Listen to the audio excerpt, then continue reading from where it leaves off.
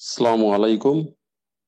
সুপ্রিয় শিক্ষার্থীবৃন্দ, তৃতীয় অধ্যায়ের সৃজনশীল প্রশ্ন নিয়ে কথা বলছি। দেখো, আজকে তৃতীয় অধ্যায়ের সৃজনশীল প্রশ্নের উপরে প্রথম ক্লাস। আজকে আমরা 3টি সৃজনশীল প্রশ্ন নিয়ে কথা বলবো। আমাদের প্রথম যে সৃজনশীল প্রশ্ন আছে সেটার মূল বিষয়বস্তুটা আগে একটু আমরা খুব ভালো করে পড়ে দেখি। আমি আগেই বলছি তোমাদের যে আমাদের যে কোনো সৃজনশীল সলভ করতে হলে সর্বপ্রথম উদ্দীপকটা ভালোভাবে পড়তে হবে এবং সেখানে কি বলতে চাওয়া হয়েছে সেই জিনিসটা আমাদের খুব ভালোভাবে মনোযোগ দিতে হবে। দেখো, ফারুক 10 কেজি ভরের একটি বাক্স একটি মেজের উপর দিয়ে সমবলে টেনে নিল। তাহলে ফারুক নামে একজন ব্যক্তি একটা বাক্স যার ভর হচ্ছে 10 কেজি সেটাকে একটা মেজের উপর দিয়ে টেনে নিল। আচ্ছা, এবং বাক্স ও মেজের মধ্যকার ঘর্ষণ বলের মান 1.5, তার মানে ফ্রিকশনাল ফোর্স 1.5 নিউটন। বাক্সটিকে টেনে নেয়ার সময় বাক্সটা একটা ত্বরণ হয়েছে 0.8 মিটার পার সেকেন্ড স্কয়ার। ত্বরণ মানে তো আমরা জানি যে প্রতি সেকেন্ডে তার বেগ 0.8 মিটার পার সেকেন্ড করে বাড়তেছে। আচ্ছা, এরপর বাক্সটিকে ঘর্ষণবিহীন মেঝেতে একই বলে বল প্রয়োগ করে টানা হলো। তার মানে এখানে বাক্সটিকে টানার পরে পুনরায় আবার ওই বাক্সটিকে টানা হলো একটি ঘর্ষণবিহীন মেঝেতে। কতটুকু বল প্রয়োগ করে টানা হলো? ঠিক পূর্বে যতটুকু বল প্রয়োগ করে ততটুকু বল প্রয়োগ করে পুনরায় টানা হলো, কিন্তু ঘর্ষণবিহীন মেঝেতে। এই ছিল আমাদের মূল বিষয়বস্তু। তো আমরা দেখি এটার আলোকে আমাদের গ নাম্বার প্রশ্ন কি আছে। প্রথমত আমরা সেটা একটু দেখি যে আমাদের গ নাম্বার প্রশ্নে কি বলছে। আচ্ছা, তো দেখো, এখানে জানতে চাওয়ার বিষয় হচ্ছে প্রথম ক্ষেত্রে বাক্সটির উপর প্রযুক্ত বলের মান নির্ণয় করো। প্রথম ক্ষেত্রে বাক্সটির উপর প্রযুক্ত বলের মান নির্ণয় করো। আচ্ছা, এখন এটা সলভ করার ক্ষেত্রে আমি তোমাদের একটা নির্দেশনা দিব যে অলরেডি আমরা বেসিকের সূত্রে এরকম একটা ইকুয়েশন পড়েছি। দেখো, আমরা যেটা জানি সেটা হচ্ছে এরকম যে প্রযুক্ত বল সমান হচ্ছে কার্যকর বল যোগ হচ্ছে ঘর্ষণ বল। ঘর্ষণ বল। আচ্ছা, এখানে প্রযুক্ত বল বলতে কি বোঝায়? প্রযুক্ত বল মানে হচ্ছে আমরা আসলে যেই বলটাকে প্রয়োগ করি।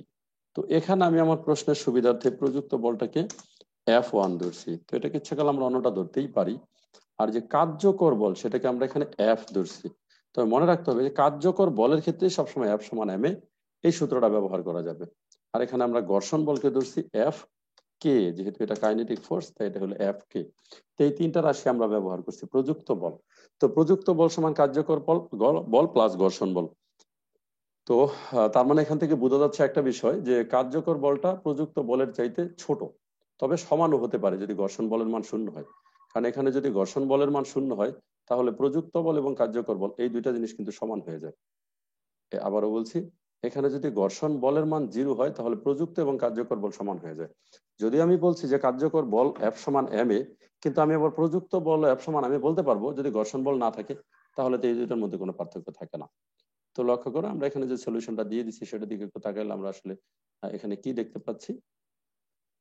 প্রতিপক্ষ থেকে বাক্সের ভর দেওয়া আছে m সমান 10 কেজি, আমরা দেখতে পাচ্ছি বাক্সের ত্বরণ দেওয়া আছে 0.8, আর মেজের ঘর্ষণ বল F কে সমান 1.5, প্রযুক্ত বল F1 সমান হোয়াট। তো আমার যেহেতু প্রযুক্ত বল বের করতে হবে, আর আগে যদি আমি জানি যে প্রযুক্ত বল F1 সমান যে উপরে যে ফর্মুলাটা আমার লেখা সেই ফর্মুলাটা এখানে জাস্ট ব্যবহার করলাম যে প্রযুক্ত বল F1 সমান হচ্ছে F প্লাস F কে। এখানে F প্লাস F কে বললাম এই জন্য কারণ Fটা তো হচ্ছে আমার হলো ওই কার্যকর বল বা সেটার মান আর কি, এটা এটা তো আমার F। তো আমরা আসলে F প্লাস F কে, মাঝে হচ্ছে প্লাস চিহ্ন আছে একটা প্লাস F কে। তো এই যে এখন এখান থেকে আমরা F সমান অবশ্যই m এ লিখবো আর F কে, তাহলে F সমান m এ আর F কে পুরো মানটা বসাই দিলে আমাদের এই প্রশ্নের সলিউশনটা হয়ে যাবে। তো সেম দেখো, এই উদ্দীপকের উপর আমাদের আরেকটা প্রশ্ন আছে, আমি মনে করি সেই প্রশ্নটা খুব ইজি। দেখো, যে ঘর্ষণযুক্ত এবং ঘর্ষণবিহীন মেঝেতে ত্বরণের কিরূপ পরিবর্তন হবে। আচ্ছা, এখান থেকে আমাকে বের করতে বলছে দুইটা জিনিস, একটা হচ্ছে যে ঘর্ষণযুক্ত মেঝেতে ত্বরণের মান এবং ঘর্ষণবিহীন মেঝেতে ত্বরণের মানের কি পরিবর্তন হবে। তো আমরা তো অলরেডি এখানে একটা ত্বরণের মান দেখতে পাচ্ছি 0.8 মিটার পার সেকেন্ড স্কোয়ার। তাহলে এই যে 0.8 মিটার পার সেকেন্ড স্কোয়ার ত্বরণ, এটা আসলে কোন ক্ষেত্রে ত্বরণ সেটা আমার একটু খুব ভালোভাবে বোঝা দরকার। এটা কিন্তু অবশ্যই ঘর্ষণ যুক্ত, হ্যাঁ, প্রথম যেটা ঘর্ষণ যুক্ত মেঝেতে ত্বরণের মান কিন্তু 0.8, আমরা এখানে যেটা দেখতে পাচ্ছি। আমি আবারও বলছি, কারণ আমরা দেখতে পাচ্ছি যে প্রথম অংশে কিন্তু ঘর্ষণ ছিল, আর যে ঘর্ষণ ছিল সেই অংশেই আমার এখানে ত্বরণের মানটা বলা আছে। সো আমি খুব সহজে এখানে বলে দিতে পারি ইচ্ছে করলে যে আমাদের ঘর্ষণ যুক্ত মেঝে, হ্যাঁ, আমরা এটাকে বলবো ঘর্ষণযুক্ত মেঝেতে ত্বরণ। আচ্ছা, তো ঘর্ষণযুক্ত মেঝেতে ত্বরণের মান আমাদের এখানে যেটা দেওয়া আছে সেটা হচ্ছে 0.8 মিটার পার সেকেন্ড স্কোয়ার। এটা আমরা দেখতে পেলাম। একটু বাংলা ইংরেজি মিক্স হয়ে যাচ্ছে। আচ্ছা, তো এটা হলো আমরা ঘর্ষণ যুক্ত মেঝেতে ত্বরণের মান পাইলাম। তো আমাদের আসলে জানতে চাইছে ঘর্ষণযুক্ত এবং ঘর্ষণবিহীন মেঝেতে ত্বরণের মানের পরিবর্তন। তো অলরেডি একটা পেয়ে গেছি, ঘর্ষণযুক্ত মেঝেতে ত্বরণ পেয়ে গেছি। তাহলে এবার হচ্ছে ঘর্ষণবিহীন মেঝেতে ত্বরণের মানটা জানা দরকার। ঘর্ষণবিহীন মেঝেতে ত্বরণের মানটা কত? তাহলে ঘর্ষণ যদি বলি যে ঘর্ষণবিহীন মেঝেতে, তাহলে আবার সেটা দরকার, ঘর্ষণবিহীন মেঝে। আচ্ছা, তো ঘর্ষণবিহীন মেঝে যদি এখানে বলি যে ঘর্ষণবিহীন মেঝেতে আগে আমি কার্যকর বল কত সেটা দেখি, কার্যকর বল বা প্রযুক্ত বল। ঘর্ষণবিহীন মেঝেতে আমার বল কতটুকু কাজ করবে সেটা আমার ক্লিয়ার জানা দরকার। তো ঘর্ষণবিহীন মেঝেতে আমার কিন্তু বল কাজ করবে পুরোটাই আগের মতো না, কারণ যেহেতু আমার এখানে কোনো ঘর্ষণ বল নাই, তার মানে হচ্ছে আমার ওই আগের পূর্বের অনুসারে যে ঘর্ষণবিহীন মেঝেতে কার্যকর বল মানেই হচ্ছে আমার প্রযুক্ত বল, অর্থাৎ যে বলটাকে আমি প্রয়োগ করছি। আর কতটুকু বল প্রয়োগ করছি সেটা কিন্তু অলরেডি আমরা গ নাম্বার থেকে পেয়ে গেছি, সেটা হচ্ছে 9.8 নিউটন। তাহলে এই যে 9.8 নিউটন যে পেয়ে গেলাম, সেটা হলো আমার ঘর্ষণবিহীন মেঝেতে ত্বরণের মান। আচ্ছা, তো প্রথমত তাহলে ঘর্ষণ যুক্ত মেঝেতে ত্বরণের মান পাইলাম 0.8। আর এখন আমার ঘর্ষণবিহীন মেঝেতে আমি যদি ত্বরণের মানটা বের করতে চাই, তাহলে আমরা একটু দেখতেছি একটা ব্যাপার। আচ্ছা, এটা পূর্বের একটা অংশ চলে আসছে, কার্যকর বলে এতটুকু। আচ্ছা, যাই হোক, তাহলে আমি প্রথমে যেটা বললাম যে 0.8 যেটা, সেটা হচ্ছে ঘর্ষণ যুক্ত মেঝেতে ত্বরণের মান, আর ঘর্ষণবিহীন মেঝেতে ত্বরণের মান। তাহলে ঘর্ষণবিহীন মেঝেতে বলের মানটা কিন্তু পেয়ে গেছি। ঘর্ষণবিহীন মেঝেতে আমার প্রযুক্ত বল F সমান হচ্ছে 9.5 নিউটন। তাহলে প্রযুক্ত বল F সমান যদি 9.5 নিউটন হয়, তো আমার এম এর মান তো আগে আমার প্রশ্নে দেওয়া আছে, এম সমান হচ্ছে 10 কেজি। তাহলে এই দুইটা জিনিস ব্যবহার করে আমরা এখান থেকে বের করে ফেলতে পারি ত্বরণের মান। তো এই যে এখানে যে ত্বরণের মানটা আমি পাবো সেটা হচ্ছে আমার ঘর্ষণ বিহীন মেঝেতে ত্বরণের মান। তো ঘর্ষণ বিহীন মেঝেতে ত্বরণের মান এখন কিভাবে বের করব? অবশ্যই আমরা সেটার ফর্মুলা জানি, সেটা হচ্ছে A2 সমান, আমরা সূত্র লিখে দিব এই ক্ষেত্রে F সমান M। তাহলে F এর জায়গায় কত বসাবো? অবশ্যই 9.8, এবং M এর জায়গায় হচ্ছে এটা, এটা বসালে আমরা এখানে একটা ত্বরণ পেয়ে যাব। তো এটা হচ্ছে ঘর্ষণ বিহীন মেঝেতে ত্বরণের মান। এখন নেক্সট আমাদের যেটা কাজ সেটা হচ্ছে এই ঘর্ষণবিহীন মেঝেতে ত্বরণের মান, এবং প্রশ্নে যেটা দেওয়া আছে ঘর্ষণ যুক্ত মেঝেতে ত্বরণের মান, ওইটা আমার প্রশ্নে সরাসরি রেডি করে দেওয়া আছে। তো এই দুইটা জিনিসকে আসলে আমরা ভাগ করব। তো এখানে এটার মান আসবে হচ্ছে 0. হ্যাঁ, এটা যদি আমি একটু মানটা বলে দিই যে ক্যালকুলেটর করি, তাহলে 0.95 এত নিউটন। এখন আমার ফাইনাল রেজাল্ট আসবে কিন্তু এই 0.9, সরি আমার এককটা ভুল হয়ে গেল, এটা আসলে একক হচ্ছে 0.95 মিটার পার সেকেন্ড স্কোয়ার, যেহেতু ত্বরণ। তো এটা থেকে আমরা বিয়োগ করবো কোনটা, যে 0.8, এটা বিয়োগ করে দিলে আমাদের যে উত্তর 0.15 আসবে। কারণ এই যে পরবর্তীতে যে ত্বরণটা আমি বের করলাম সেটা হচ্ছে ঘর্ষণ বিহীন মেঝেতে ত্বরণের মান। অলরেডি ঘর্ষণযুক্ত মেঝেতে ত্বরণের মানটা আমরা আগেই বের করছি।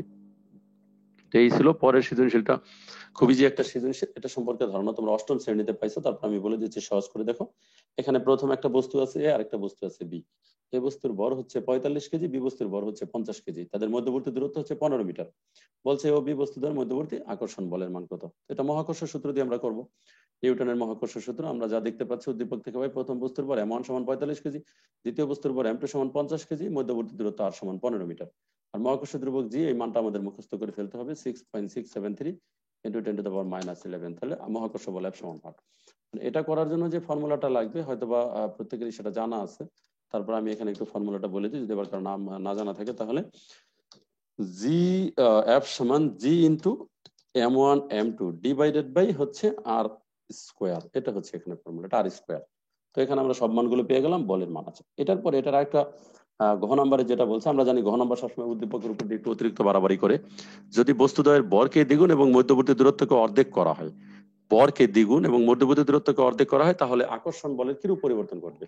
তো এই পরিবর্তনের ক্ষেত্রে কিন্তু আমার একটা ধারণা দরকার, যে পরিবর্তন হবে কত সেটা বের করার পূর্বে পূর্বে কতটুকু ছিল বলের মান সেটা জানা দরকার। তো পূর্বে তো একটা বলের মান আমরা এখানে দেখতেই পাচ্ছি, এই যে গ নাম্বারে যে উত্তরটা আমরা এখানে আছে 6.673 10⁻10 নিউটন। এটা ঘ নাম্বারের জন্য নতুন করে আবার বলের মান বের করব, কিন্তু সেখানে পরিবর্তন আসবে এরকম যে বস্তুদ্বয়ের ভরকে করতে হবে দ্বিগুণ আর দূরত্বকে করতে হবে অর্ধেক।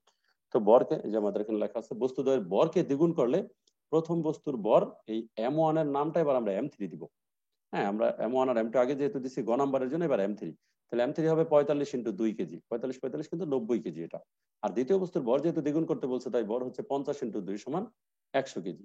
আর মধ্যবর্তী দূরত্বকে যেহেতু অর্ধেক করতে বলছে, সুতরাং দূরত্ব R1 সমান আগের 15 ডিভাইডেড বাই 2, এটা 7.5। মহাকর্ষ দ্রব্যক জি সমান এত, মহাকর্ষ বল। তো এখানে আমরা এফ এর বলের মানটা বের করবো। এখানে বলের জন্য আগেটা যেহেতু এফ বলছে, সুতরাং এটাকে বলটাকে আমি F1 বলতে পারি, জি ইন্টু এখানে যেহেতু আমি জাস্ট নাম দিচ্ছি হচ্ছে M3 M4, R divided by এখানে যেটা ভাগ করবো সেটাকে বলছি R1 স্কোয়ার। যেহেতু নতুন করে এবার এখানে আমরা ব্যাসার্ধটাকে অর্থাৎ মধ্যবর্তী দূরত্বকে R1 ধরলাম। তো এই যে দুইটা বলের মান পাবো শেষে লাস্টে আমার যেহেতু বলছে কতটুকু পরিবর্তন হবে, এখানে যে বলের মান পাবে এবং এখানে যে বলের মান পাবে, এই দুইটা মান পরস্পর থেকে একটা বিয়োগ করে দিতে হবে। জাস্ট বিয়োগ করে দিলে আমরা কিন্তু এখান থেকে দুইটি বিষয়ে ক্লিয়ার হয়ে যাবে এবং বলের মানের পার্থক্যটা আমরা পেয়ে যাব। এরপরে ঘ নাম্বার যেটা যশোর বোর্ড, এটা একটা উদ্দীপক আমরা দেখতে পাচ্ছি, লেখচিত্র। তো আমরা অলরেডি দ্বিতীয় অধ্যায় এরকম লেখচিত্রের অনেক সৃজনশীল করছি, সেই হিসাবে আমি মনে করি এটা জটিল হবে না। আর এখানে এক্স অক্ষ বরাবর সময় দেয়, ওয়াই অক্ষ বরাবর এখানে বেগের মান না দিয়ে ভরবেগ দিচ্ছে, এটাই হলো প্যাচ। কিন্তু খুব সহজ আছে, ভরবেগের মান 200 এবং 300। তো আমরা তো খুব সহজ করেই জানি যে ভরবেগ সমান হচ্ছে ভর ইন্টু বেগ। তাহলে এখান থেকে তো বেগের মান খুব সহজেই বের করতে পারি, কারণ বেগ তো ভর দিয়ে ভাগ করলেই চলবে। এই যে নিচে 10 কেজি ভর দেওয়া আছে, তো সেভাবে যদি ভাগ করি তাহলে এখানে যে 20 আছে আমার, এখানে আমি যেটা দেখতে পাচ্ছি ভর বেগ, তো এটাকে যদি আমি বেগে পরিণত করি তাহলে আমার হবে 20 মিটার পার সেকেন্ড। এই যে আবার যদি আমরা এই যে 300 যেটা দেওয়া আছে সেটা হচ্ছে ভর বেগ, যদি এটাকে আমি বেগে পরিণত করি তাহলে হবে 30 মিটার পার সেকেন্ড। অর্থাৎ এটাকে ওই 10 দিয়ে ভাগ করতে হবে, এটাকে 10 দিয়ে ভাগ করতে হবে, তাহলে আমরা বেগের মানটা পেয়ে গেলাম। কিভাবে? ভর বেগকে ভর দ্বারা ভাগ করে, সেটাও আমরা নিচে দেখিয়ে দিয়েছি। তো গ নাম্বার বলছে প্রথম 25 সেকেন্ডে বস্তুটুকু কত দূরত্ব অতিক্রম করবে। তা আমরা তো লেখচিত্র থেকে যেটা দেখতে পাচ্ছি যে প্রথম 20 সেকেন্ড কিন্তু ত্বরণে চলছে, আর 25 সেকেন্ড, তাহলে প্রথম 20 সেকেন্ডের দূরত্ব আলাদাভাবে বের করতে হবে, আর 25 সেকেন্ডের জন্য পরের 5 সেকেন্ডের দূরত্ব আলাদাভাবে বের করতে হবে। তো প্রথম 20 সেকেন্ড মানে হচ্ছে ও এ অংশ, এই অংশে কিন্তু ত্বরণ আছে। ত্বরণের জন্য অতিক্রান্ত দূরত্ব বের করার ফর্মুলা আমাদের জানা আছে, এই যে আমরা জানি প্রথম 20 সেকেন্ড সমত্বরণে চলে, আদি বেগ হচ্ছে 0 আর শেষ বেগ হচ্ছে এই যে 20, আমরা যেটা দেখতে পাচ্ছি 20। তো 20টা এখানে সরাসরি না লিখে বের করে দিছি, লিখছি যে আদি বেগ হচ্ছে 0 আর সময় যেহেতু 20 সেকেন্ড দেখতে পাচ্ছি, এটার পরে বস্তুর ভর হচ্ছে 10 কেজি আর ভর বেগ হচ্ছে 200। তারপর আমরা দুইটাকে ভাগ করে এখানে এই মানটাকে আমরা আইডেন্টিফাই করে দিচ্ছি। এই যে পরবর্তীতে যে মানটা আমরা যেভাবে বের করলাম সেটা হলো, সুতরাং বস্তুর বেগ ভি সমান ওই ভর বেগ ভাগ হচ্ছে ভর, অর্থাৎ 20। তাহলে অতিক্রান্ত দূরত্ব কত? হ্যাঁ, S1 সমান হর। তো আমাদের সূত্র হচ্ছে, আমরা জানি S1 সমান u plus v divided by 2 into t. এই যে মান বসায় দিলে 200 মিটার হয়ে গেল। এটা কিন্তু প্রথম 20 সেকেন্ডে। তো পরের 5 সেকেন্ড এটা সমবেগের হিসাব হবে। পরবর্তী 5 সেকেন্ড সমবেগে চলে, তো সমবেগের জন্য বেগ হচ্ছে 20। এই 20 থাকবে 5 সেকেন্ড, তাহলে সময় 5 সেকেন্ড, তার মানে 5 20 100। পরের বার হচ্ছে 100 মিটার। এখন লাস্ট যেটা আমাকে করতে হবে, যেহেতু মোট দূরত্ব, সুতরাং এই আগে ছিল এখানে 200 আর 100, টোটাল রেজাল্ট হবে 300। আচ্ছা, ঘ নাম্বার প্রশ্নে কি আছে, চিত্রে ও এ বি এবং সিডি অংশে ক্রিয়াশীল বল তুলনা করো। তাহলে ওই অংশের বলটা বের করতে হবে, এবি অংশের বলটা এবং সিডি অংশের, তিনটা অংশের বল। তিনটা জিনিসের মধ্যে যদি তুলনা করতে বলে, সেক্ষেত্রে মান বের করে আর ভাগ ঠাগ করার দরকার নেই, জাস্ট তিনটা মান বের করে রাখলেই মোটামুটি তিনটার মধ্যে তুলনা হয়ে যাবে।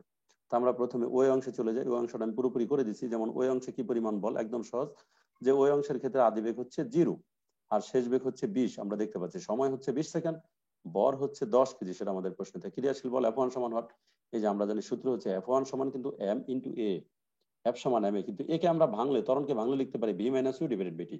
টোটাল মান বসাই দিলে 10 নিউটন হয়ে যায়। সেম কাজটা আমার করতে হবে এবি অংশের ক্ষেত্রে। যখন এবি অংশে যাব তখন আদি বেগ হবে 0, শেষ বেগ হবে 0, আর সময় লাগবে কিন্তু 20 থেকে 45 অর্থাৎ 25 সেকেন্ড।